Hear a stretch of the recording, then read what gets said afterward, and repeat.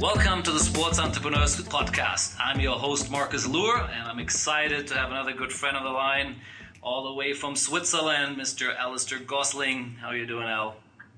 I'm super well, Marcus, and your good self, all good with you? Yeah, perfect. And thank you for joining us here today. I know you traveling there and appreciate you making time. So but before we get started, I always want to make sure that our listeners really have a good sense of who is the other person on the other line here. Al is celebrating his 25th anniversary and the founding of the Extreme Sports Company. So clearly we'll be spending a lot of time digging deep into the exciting things Al has done over those 25 years. Everything from launching the Extreme Sports channel to the creative studio, brand licensing, tourism-related activities, and everything in between. So all those things will come a bit later. In addition, Al is also currently advising and sitting on the board of a company called Qiddiya in Saudi Arabia, which is, again, a very exciting project we'll be touching on further down the line here. Al is also an investor in a host of different things, and maybe we have a chance to talk a bit about it later. And then I like one of the comments in your LinkedIn profile, which says you're a public speaker, which likes talking about what he got right and what went wrong.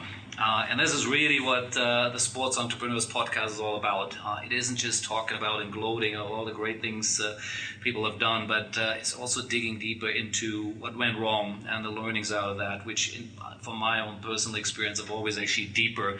The wounds are things we learn a lot more from than the things we're doing right. It's my own personal experience.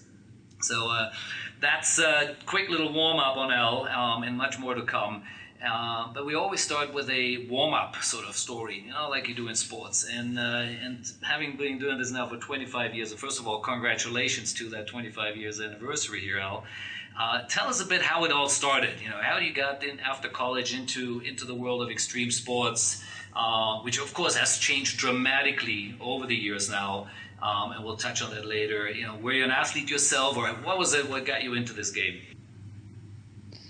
Hey, Marcus. Well, first of all, thank you so much for that super kind intro. Really, really helpful. Forgive the office dog in the background, little bark there from Biggles. Really, from my side, it all started with a passion for the sports, right? So, I grew up just loving the beach, the sea, the ocean. Was a big windsurfer, kite surfer, and then the mountains were the other calling in terms of been skiing from a very young age. From lucky enough, my parents took me, and then got into mountaineering more and ski touring and ice climbing and those sides. I also and pilot and so it's really it came from that passion for the sports. And I basically, you mentioned finishing college, so I didn't go to university. I'm dyslexic, and so the study side of things were tough for me, no two ways about it. But actually, one interesting thing I think with the random one off here is on the dyslexic side of things is when you're at school with dyslexia, you're basically told you're bad at stuff all the time. So when you then get out in the outside world, you kind of and you're being an entrepreneur, you're being told no all the time, and it doesn't affect you. Whereas if you've been super successful at school and you're told, good boy, you've done really well, good girl, you've done really well at school all the time, and then you get into that side of things, it affects you every time somebody says no or it's no good or whatever. So I think there's a tenacity built up from that part, which is interesting. But so I really left school. And worked in the music industry for a couple of years. I traveled and lived in the Caribbean, the Bahamas, sailing. I've got my dive master ticket, my boat master ticket, and I'm a pilot as well. So I did that for a couple of years, and then got home age 24, and pressure from my parents. What are you going to do? And I loosely, read Mark McCormack, the late Mark McCormack's book. Various books he'd written, and that inspired me to set up Extreme. And his focus was obviously golf and tennis and cricket and the mainstream sports. And I said, hey, I'm going to focus on the niche that at that point they were still very niche on action and adventure sports. So literally that's how it started, and that's how we got out of the gate in September of 1995 ultimately. Yeah, awesome, amazing. And I remember we caught up a few years after when I think at Sportel we would be hanging out there trying to pitch certain sports shows around the world, and you were always the man there with Extreme Sports. Talk a bit about the early parts of the company. How did you created content yourself, or you guys were just representing other extreme sports which were out there already? So how did you really get the first sort of dollars start to roll here? Yeah, so this was really we set up two parts of the business. One was representing athletes, similar to IMG and TWI, and the other was producing and distributing content. But we were definitely focused on producing to start with. And slowly but quickly said, okay, the athlete management side of things in that space, in our sector was difficult. These guys were very, very free spirited, and so we focused in on the TV distribution and production side, and really focused in and built the world's first focused, targeted, niche distribution business. And so anybody producing whether it was surfing series or mountain bike or snowboard or ski or whatever sport it was, any producer around the world who was making that, we'd have a conversation with. We'd end up hopefully repping them, and we did, and we built a small business, but a team of 10. Operating, going to Sportel, MIPCOM, MIPTV, all the usual trade shows, and broadcasters around the world. And you got to remember, this is before the internet to a degree. It was just coming on stream at that point. Any broadcaster was thinking, hey, I need some of that content for whichever channel and whatever country it was. Yeah. We generally would get the call, and so the revenues built reasonably quickly, and we were trucking along the road and having an amazing time. And as you said, that's where we first bumped into each other at the Sportels, which was great old days with a fantastic bunch of people. Pedaling sports rights. Now, you obviously reasonably quickly moved into and created the Extreme Sports channel. But this, and I can't remember exactly when it was launched, but I do remember it was a big thing, and you did obviously also raise a reasonably significant amount of money. I think it's $35 million, or at least that's what I read from groups like UPC and Liberty Media. How did you manage to do that? How do you get from selling just content to creating a whole channel and convincing some fairly blue chip investors to back you? Yeah, so that was an amazing moment in time, an amazing part of the journey, and to a degree our first big break. I was with the team. Literally, we were all on our way to Sportel, and I said, guys, the next phase of development for the business is, we should launch a 24/7 TV channel. That was the probably first or second time in my career that everyone looked at me as if I was mad, and this has happened a number of times along the way. And they were like, what are you talking about? I said, yeah, we're going to put a plan together. And so we built a plan, and we put investment documents together. And we went out and we spoke to, investors, bankers, lawyers, across the world around investing in this project. And if you looked at it on paper, management team was weak. There were lots of reasons if I was looking at it from an investment perspective, I wouldn't have done it. Right. You wouldn't have done it now. Yeah, exactly. And look, it was the first .com wave, and we met with after about a year or so, we met with UPC and Liberty guys at MIP. We met them we put a sign. We approached them. They came to see us, and we sat down, and to a degree they asked us, in that first meeting, how much money did you need? This is an amazing visionary guy called Mark Schneider who was running that business, and I said $35 million, and a year later, incredibly enough, we'd negotiated our socks off and ended up in a 50-50 joint venture with those guys, and we ended up launching the channel in 68 countries in 50 million homes. So it was, there was a lot of blood, sweat and tears to get it to that point, but it was so those guys onboarded, and And we then bounced the business, ran it, launched it country after country. UK was country number 19. So there was quite an interesting moment where none of my friends believed that we were running a TV channel, but we were in 15, 16 countries. And anyway, we then arrived in the UK and launched on Sky and some of the other platforms, and went from there really. So super cool. And where is the channel now? And with the world changing into OTT and everything else, what form or shape does it exist now, or has it moved on? So it still exists. We at the moment, I think it's sitting in sort of 25 countries. Not in terms of the subscriber numbers. We made a decision about 10 years ago. We started to see the cracks in the mainstream media space. We saw digital coming, the youth that we were dealing with, and we had an opportunity.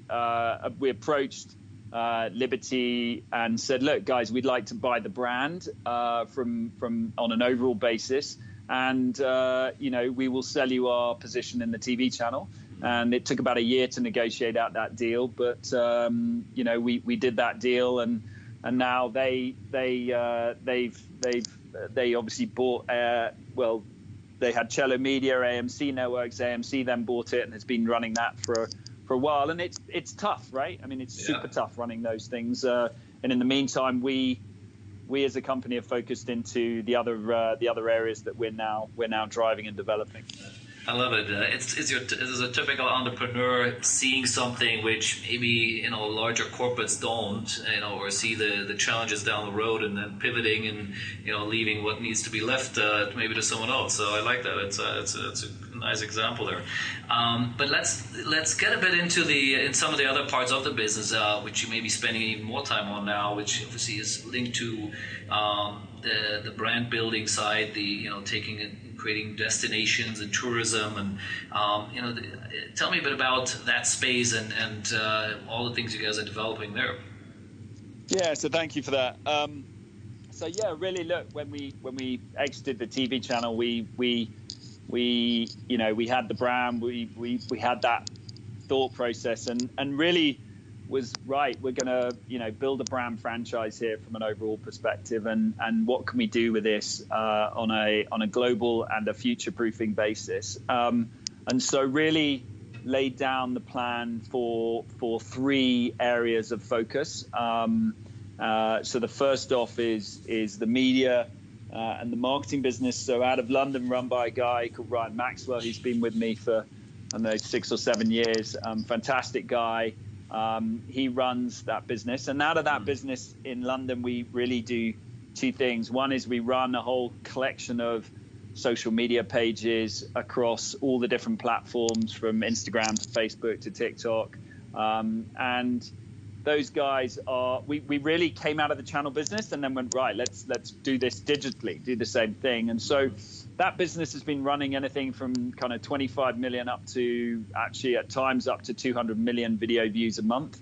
And that's pushing out content across all the different areas. It's running live on a regular weekly basis. It's really, really very active in that respect, and getting great traction and doing deals with sponsors and advertisers. And as part of that production side of things out of that business, we've got, we did many series last year across board. We're a tier 1 Facebook sports partner globally, which is amazing.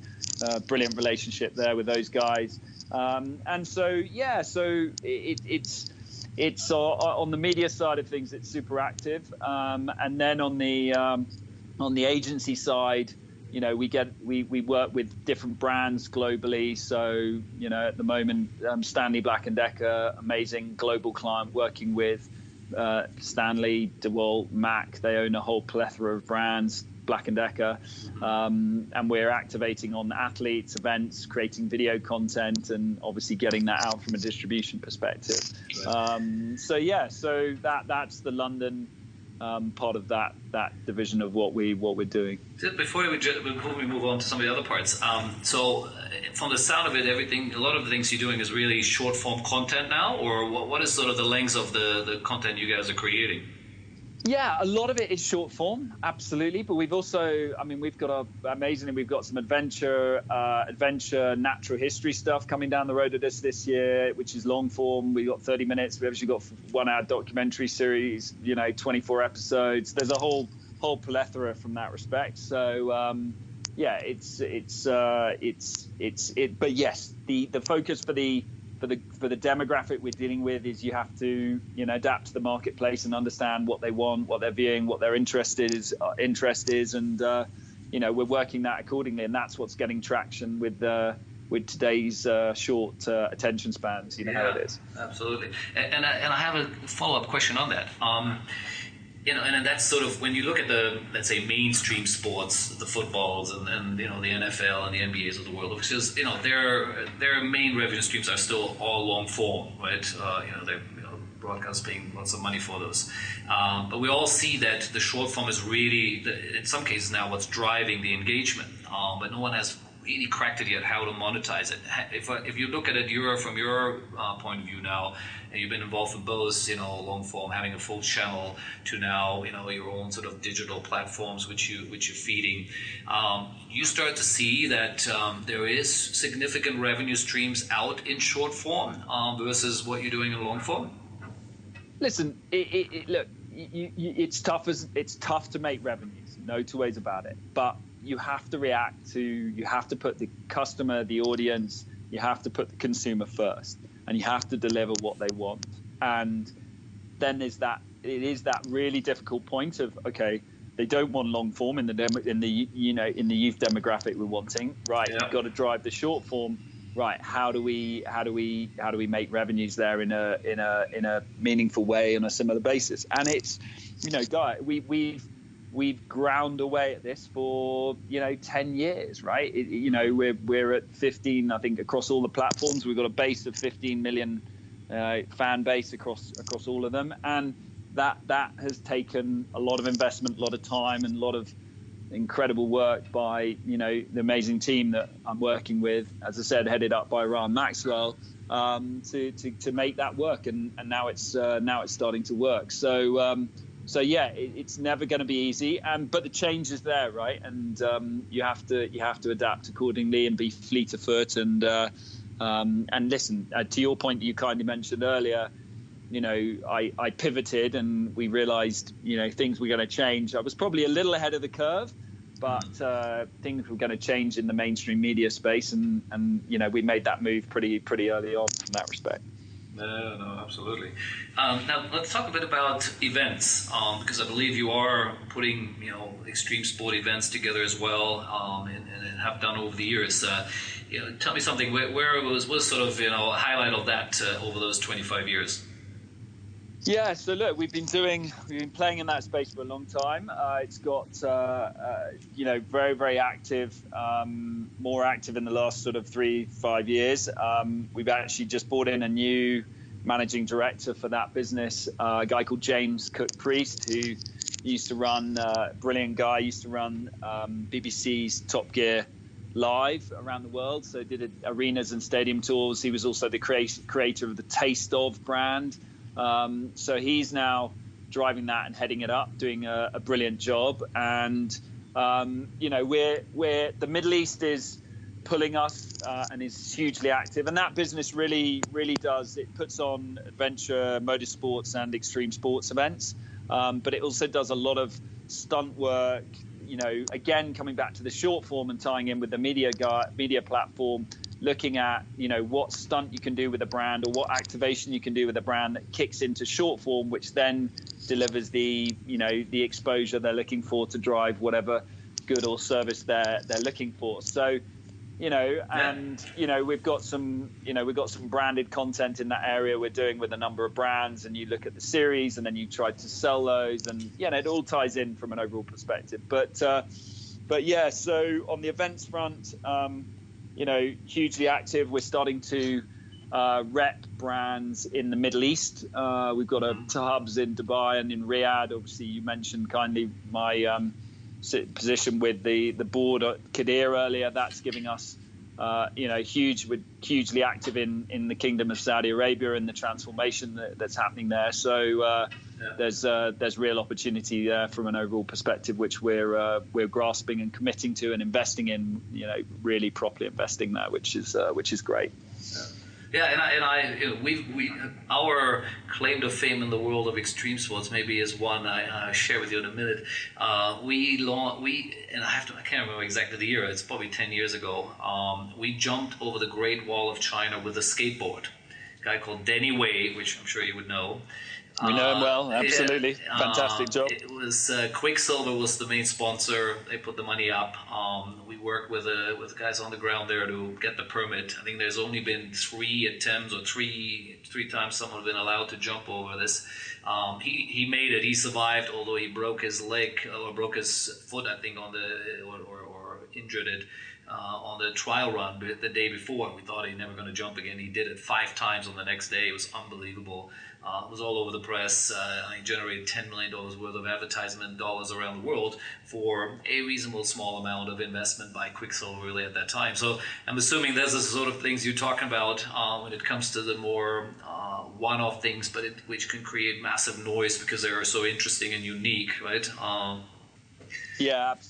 Absolutely. That's exactly the type of thing that we're talking about, and we've done event after event and stunt after stunt, and I think the highest viewing number we hit, I think we did one a while ago, which was very simple, building a track with some slides into a lake and a load of people having a lot of fun with, I think that was north of 90 million video views at some point. So precisely that. So it's when they go and they catch, if the idea is strong, then it's amazing. It's absolutely fantastic. Ours was pre-social media days, unfortunately, so we never had this sort of a pleasure of having hundreds of millions of people watching it on YouTube, but maybe they still do now. Let's talk about your project in Saudi. I know that Saudi, we all, anyone in the sports industry has been following, of course, the big events they brought there from the boxing fight recently, and WWE is hosting one of their pay-per-view events there, and a few other things, of course. What is your involvement, and how did you get started into this, and exactly what are all the fun things you're doing there? Thank you for that. So look, if we go sort of high level, if you look at kind of where Saudi is overall, what's amazing is, the country has been, on lockdown to a degree since the 70s, and now, led by the prince, he's laid down, an amazing vision from a 2030 perspective for a transformation of the whole country. And, they're using, tourism and sports events as part of that transformation, and, investing back into, the country and the people overall. And so, look, from an overall perspective, you've obviously got huge activation in the tourism space and in the event space, and hence, as I said, just bringing in on the extreme event side of things, we've partnered with a group called Sumu in Saudi Arabia, and James is he's driving that through, very, very active there from an overall perspective, and it really started that journey. From 3 years ago, I got asked to join the board of a project called Qadir, which is the largest sports, leisure, entertainment complex ever developed. In fact, if you look at it overall in the history of worldwide from that respect, and led by a guy called Mike Reiniger, who's ex-Disney. just a fantastic CEO with his amazing team, and that led us from and I'm obviously sit on the international advisory board there, supporting that project and driving that forward on many levels. It's absolutely enormous from an overall perspective, and it's a privilege and an honor to be there doing that. And what exactly is it? Can you go a bit into specifics? So you're building an extreme park, or is it more event based, or what is it exactly what you guys are doing specifically? Yeah, so look, if you look at Kadir overall, it's huge project, and that stands alone. And as I said on the board there, from Extreme's perspective, what we're doing is in Saudi is we've really got all three divisions pretty active. So on the event side of things, we are delivering in a whole range of events and activations, and we're helping and supporting a number of different rights holders events, some pretty big rights holders as well, in terms of their development in the kingdom. And then on the destination side of things, yes, we're working with Kadir and looking at what we can develop there from an overall perspective, but we're also looking at from a national tourism perspective, what activities can be put in across the whole country on the highest level. So if you look at Saudi tourism, they've decided there are sort of three main pillars they're using to develop the country out, having opened up the visas recently. And you've got to remember, this place is, it's twice the size of France, 33 million people, 50% of them are under 30. It's really, really, it's untouched. And so one area of tourism-wise they're using is obviously culture and history. And the second part is nature and sort of exploration. And the third is adventure and extreme sports. Okay. So, we as a business are hugely active there in terms of supporting the national tourism strategy. We're working on, out of our destination business, on the design, development, business planning, and obviously further down the line, branding and operations management of a whole collection of extreme and adventure activities. Some of them, we've got some parks in development on a large scale basis. So that's, from extreme destinations perspective, is a large piece of land. Think theme park, but think collection of sports activities, food and beverage, retail, accommodation, hotel. All of that in one place. The other thing we're working on is a number of big boxes, so into the city side of things, so large warehouse type environment, obviously, which can be used all year round, and a collection of adventure and extreme sports, and again, food, beverage, retail in there, which is hugely exciting. So, yeah, awesome. I mean, the destination business out of everything at the moment is the most active. That's for sure in the territory as it stands. When will let's say the first project or the first some of these developments be ready? Is that we talk about close to it, or still a few years away? Yeah, still a few years away, but I think we're picking off some low-hanging fruit in KSA and Kingdom at the moment, of activating some pretty interesting, natural, environmentally friendly, activities that we can activate, literally, hopefully by Q4 at the end of this year. So that's the plan. And at the moment, there's just, you have to remember, there's so little here. So, it is really is virgin territory, and getting just some real, fantastic, but, straightforward, simple offers up and running is one of our key objectives in the short term. Yeah. And the longer term is the biggest stuff from that respect. Oh, fantastic. It's great to hear. I mean, many of us, I'm sure, read about what's going on in Saudi and hear the stories of these big events coming, but it's, you are obviously truly on the ground making it happen. And as usual, I'm sure it's not as simple and as easy as it sounds like, so we won't go into that for now. I'm sure there were, some sensitivities to all these things as always. So let me switch a bit into some of the learning side of this here, which we talked about earlier. Over 25 years, when you look at it, what is it what you would consider is an area where, looking back now, you would have done it differently, or you would say this is a failure, or where you learned a major lesson from. Maybe if you have some examples there to get started.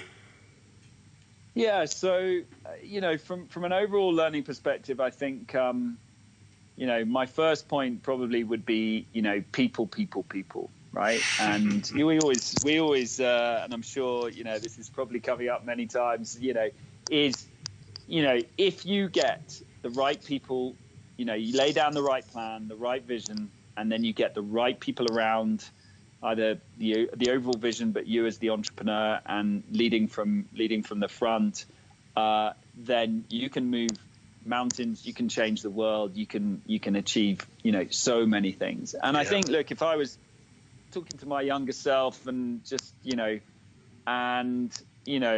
that would probably be, because if you get that right team, you incentivize everybody and everybody's on the same page. And, I've been through, when we sold the TV channel, I had a team of 5 people around me who were just utterly amazing. We all went our different, directions. Everyone made quite a lot of money, which was great. And then, I was going, okay, I've got a brand, but, my team aren't around me anymore. So it was far more difficult putting that team back together than I expected. Now we're in amazing shape, with, Ryan Maxwell running the media, with James running the events, and Ben Barker running our Extreme Destinations business, and Nicola alongside me on the COO and legal side of things, and the rest of the team. And it's you can really that from my perspective is probably people would be my number one thing from a if you want to. And obviously that links in with brand, right? I think that if you get the branding and the positioning right, and obviously we're working with Extreme, we're working a B2C brand, but we're also working the brand operates in a B2B space, and that's been hugely powerful as well from an overall perspective, obviously driving things forward. Yeah, very interesting. And my comments to that would be, I've employed over 600 people over the last 25 years, and again, yes, you get it probably more often wrong than right. I think that would be my simplest way to look at it. But when you get it right, like you rightly said, then it's really when the magic happens. People who complement your own skills and can do the things you might not be that good at. That's one. But the part which I'd love to get your thoughts on is, which I've seen, it's a challenge, I think, for every entrepreneur. You sort of automatically looking for someone who is a bit like you, right? Who walks, things like an entrepreneur, wants to operate that way. And then you have a challenge, because if he really is an entrepreneur, one day he will run off with your, and sometimes he runs off with some parts of your business, as has happened to me before as well. And so how do you manage that? I know incentives and of course having the right structures in place is key to it, but you had any other sort of formula of your own experience over the 25 years?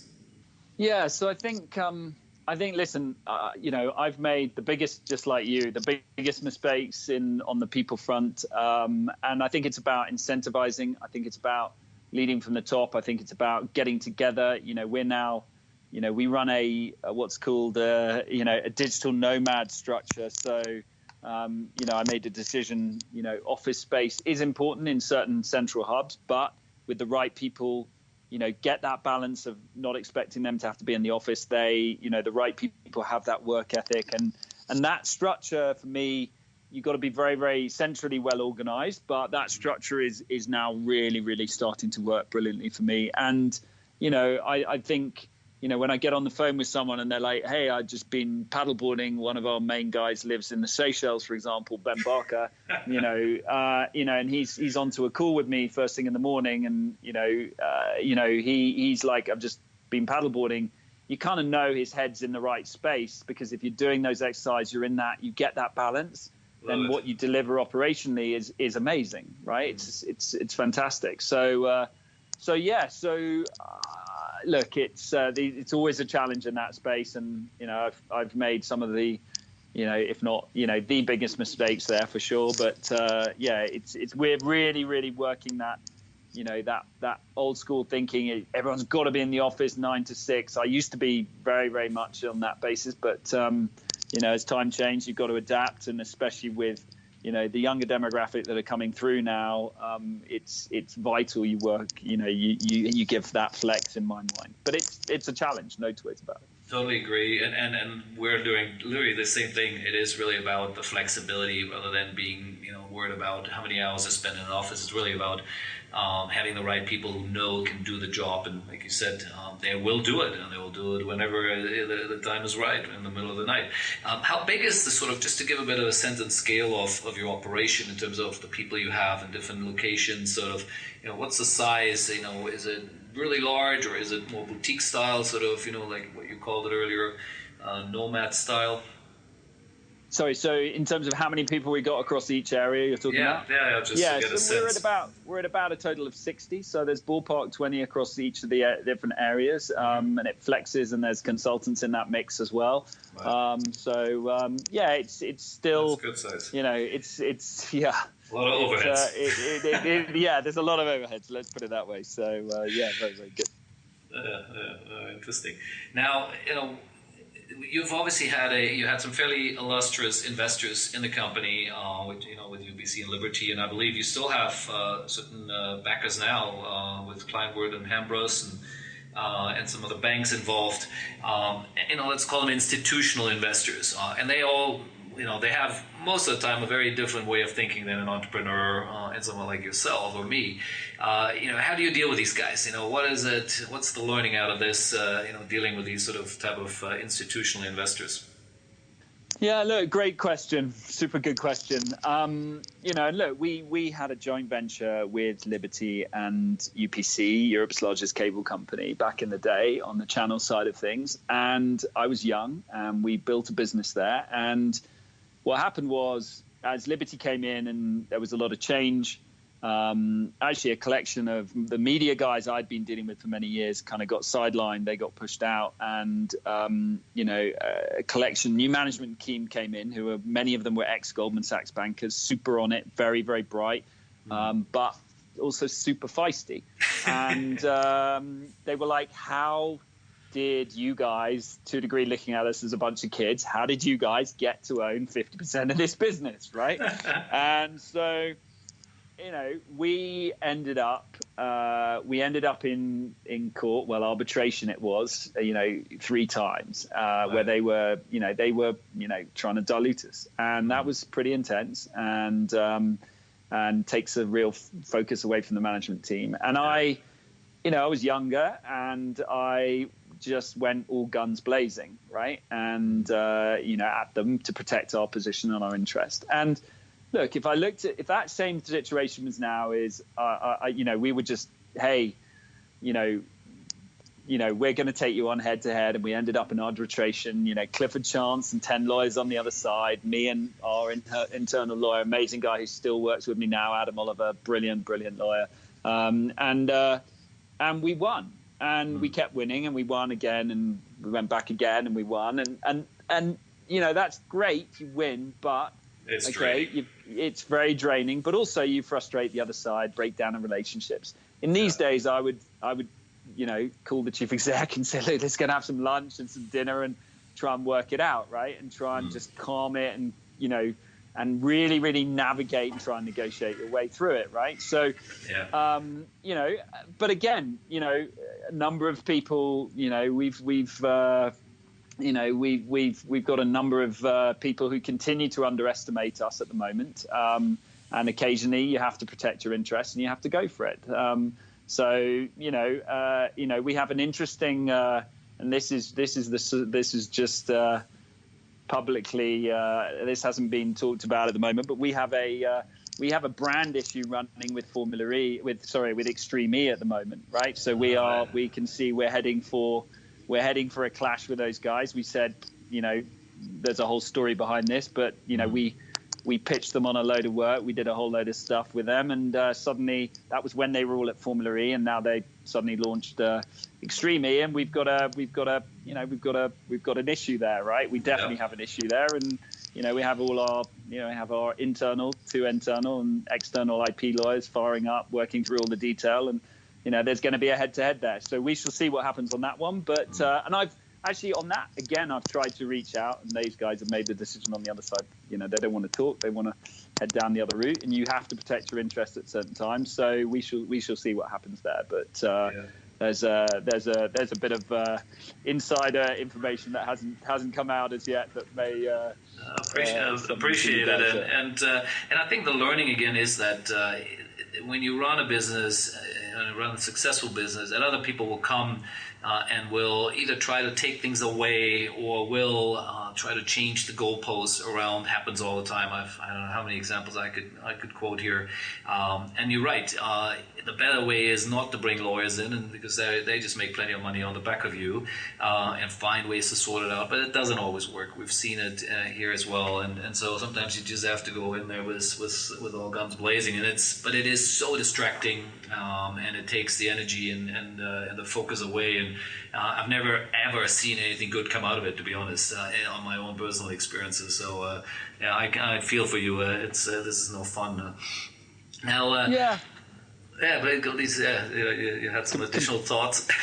Yeah, no, completely agree there. I think, look, there's a very different, the days of old of when you're in a joint venture with someone against where someone's just blatantly infringing your IP rights, where you've got brand registrations, etc. There's two different things. So I think there's times where you want to pour balm, navigate, negotiate, work everything you can to make things work, and there are other times where you need to protect your rights with all the resources you've got, whether those are internal or external. So yeah, look, I couldn't agree with you more there. So your current backers, just to maybe if you can touch on it a little bit, the investors who you currently have in the company, how do you see them? How did they come in at one point in time? Is it particular to a project or more in a general sense? Yeah, so Clara Benson, Hambros, SocGen, amazing, been super supportive. They came in really when we were really laying down on the vision on the licensing side of things, which is super interesting. The licensing market has obviously changed significantly from an overall perspective with all of those big groups. Those guys have been amazingly and are amazingly supportive overall.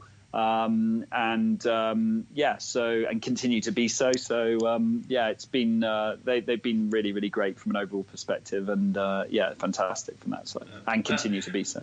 But one thing we'd had a private equity fund in the company as well over many years, and one thing I feel we all learn, especially when an entrepreneur.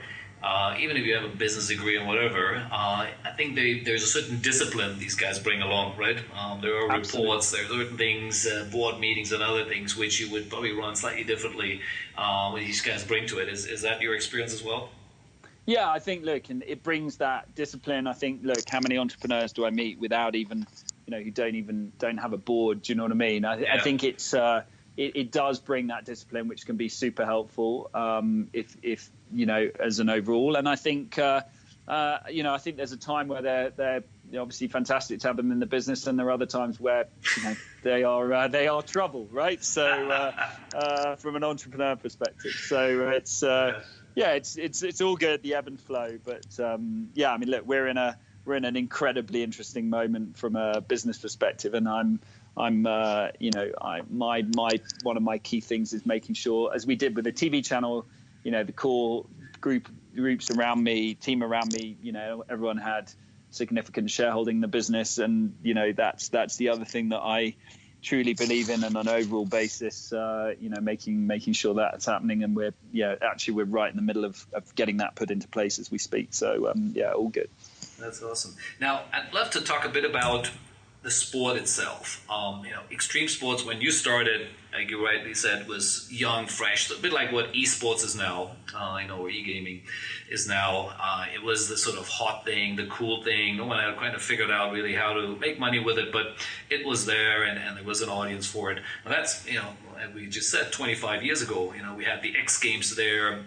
Now some of the sports are in the Olympics. You have snowboarding and skateboarding and rock climbing and God knows what different disciplines which made it to the Olympics, which is great on one side, but also probably takes the coolness a bit away. All of a sudden you see that at the Olympics.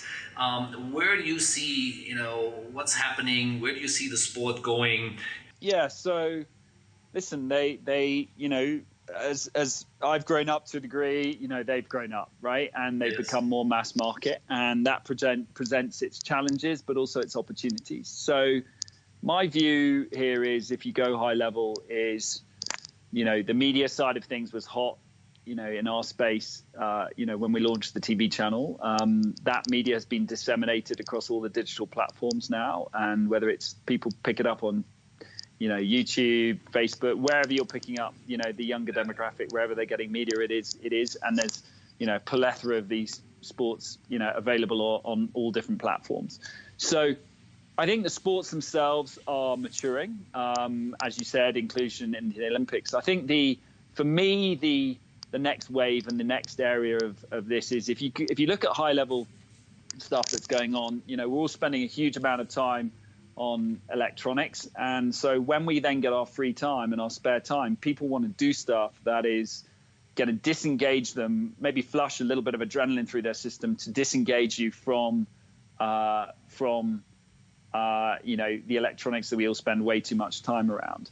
And so for me, the next phase is experiences, right? And that's why our Extreme Destinations business is so core and central to what we're doing, and the events business from that respect. So and working through and looking at these sports and going, okay, from whether you want to go and try them or it's actually taking part, or it's even down to whether it's adventure, extreme, or fun activities, we're now dealing with looking at over 100 different things, different activities if we're starting to develop stuff. So I think really, now is the wave that is coming through from an experiential perspective that is super exciting. And, tourism authorities around the world and countries around the world have woken up and realized that our sports, they may not be the largest segment from a tourism perspective, but right now they are the fastest growing by a long, long mile, right? And hence, yeah, absolutely. And hence, going back to the intelligence and the incredibly sensible strategic move that Saudi is making in using these sports as a key driver. And we'd refer to those as adventure and extreme and fun sports. I mean, there's a whole plethora of activities. And so that really for me is, in terms of the next wave and phase here of where we're focusing the business, it is in that area. And, we're working, with a number of governments, tourism authorities and developers on developing a whole range of different activities, and also doing a lot of strategy, business development, planning. What are you doing either regionally in a country or nationally from that respect as well, which is super exciting. Yeah, it's very interesting, and we're doing a bit of that work as well. I think I mentioned when we spoke last time a project we have here in Malaysia, which is again a master plan for sports. So we're going to talk some more about it, offline. Now, eSports, we can't ignore it. As I said, it's a bit like what extreme sports was maybe 20 years ago. It's hot, it's there, it's where the young generations are. How do you guys connect with that? There are obviously eSports games, which you can play on your computer. So it's extreme games, I guess. But where do you see the synergy there, or some learning of what you did before, which could relate to this new world? Yeah, so I think what's been amazing there has been the growth in this area, and look, it's come at us not that fast actually. I mean, gaming has been around for a long time, and it's been developing in the way that it has. So listen, it's the new wave that's coming through. We've got a couple of projects we're working on that in this space, which at the moment are confidential but are coming. And I think, look, it's the next wave that's really starting to come at us, and is from a youth focused perspective is that, and it's utterly amazing having been to a number of the events where you start to understand. Oh, forgive the office dog in the background. So it's listen, it's amazing, it's fantastic, it's definitely part of the next. If you look at the different sectors and different areas from a youth perspective, this is a key one. Alongside music, alongside film, alongside all of those different areas. So very, very good from that respect. Yeah, I would imagine with again your experience 25 years ago and over the last 25 years which was always considered a youth market sport or sports for the youth, and now esports obviously maybe somebody taken over there. There should be parallels, and there should be things for you guys to look at and say, hey, we've seen this before. and now we know what we need to be doing in it. I can only imagine that. So hopefully next time you can share some of those activities as well. That they're obviously out there. Yeah, I think, listen, in terms of, the experience, whether it's you or I've got watching some of these guys come through and trying to, it's new and fresh to them and how to work it, it's, it's amazing. And, it's definitely, one of the next waves that's coming through. So, very, very cool. Yeah. Awesome. Al, thank you so much for your time here. I think we're just nicely at the sort of the finishing line here. I don't know if you have any last thoughts to wrap this up before I let you all go there and play with your office dog. Absolutely. No, amazing. And look, Marcus, thank you so much for giving me the opportunity to chat with you here today. And really look forward to seeing how your podcast progresses. And again, thank you very much indeed. Have a great one. Thank you for joining us. I really enjoyed it. It's always a great way to compare notes with a fellow entrepreneur, with almost a similar time frame as myself. Wish you best of luck with everything there in Saudi and all the other projects you have coming up, and we'll talk again very soon. Wonderful. Well, look, as I look outside the window here, I'm we're living in Switzerland at the moment, and for the season, the snow is falling thick and fast, and I will, rather than playing with the dogs, I'm definitely planning to head out and see if we can grab some powder this afternoon. So all good. Sounds like fun. Have a good one, Al. Talk to you again soon. Marcus, thank you very much. Have a good one. Bye bye. Cheers. Bye bye.